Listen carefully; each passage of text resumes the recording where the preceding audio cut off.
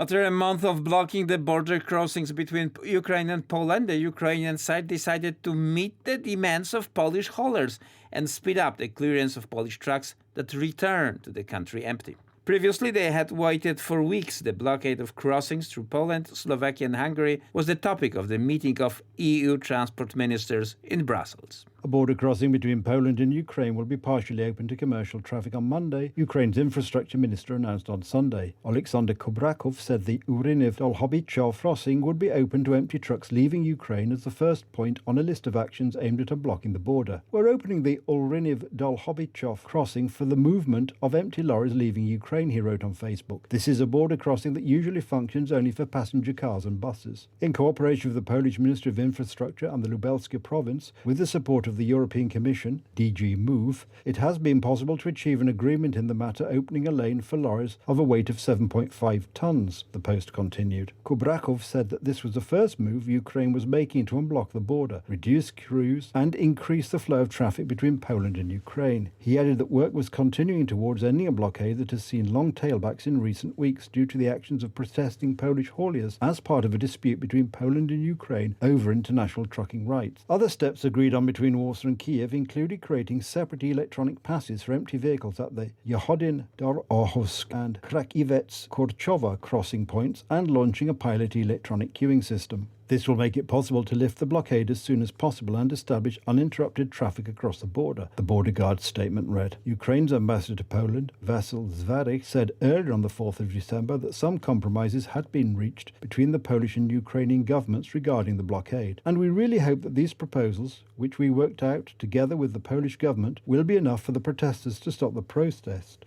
Zwarich said the drivers who started their protest on the 6th of November are demanding the reintroduction of commercial permits for Ukrainian companies carrying goods other than humanitarian aid and military equipment, as well as a suspension of operating permits for Ukrainian haulage firms set up after the outbreak of the war in Ukraine. They complain that their business has been undercut by Ukrainian firms, which pay much less to their truckers and thus have lower operating costs, but are competing with Polish firms. The tougher stance by Poland is supported by Prime Minister Mateusz Morawiecki, who said, "We will very strongly and unequivocally demand the restoration of transport permits for Ukrainian drivers." Polish, Slovakian and Hungarian drivers complain that their Ukrainian peers offer cheaper prices for their services and also transport goods within the EU, rather than just between the bloc and Ukraine. Ukrainians are allowed to operate on the EU market, but they are exempt from the EU regulations regarding minimal pay or rest time that strangle trucking companies on the continent.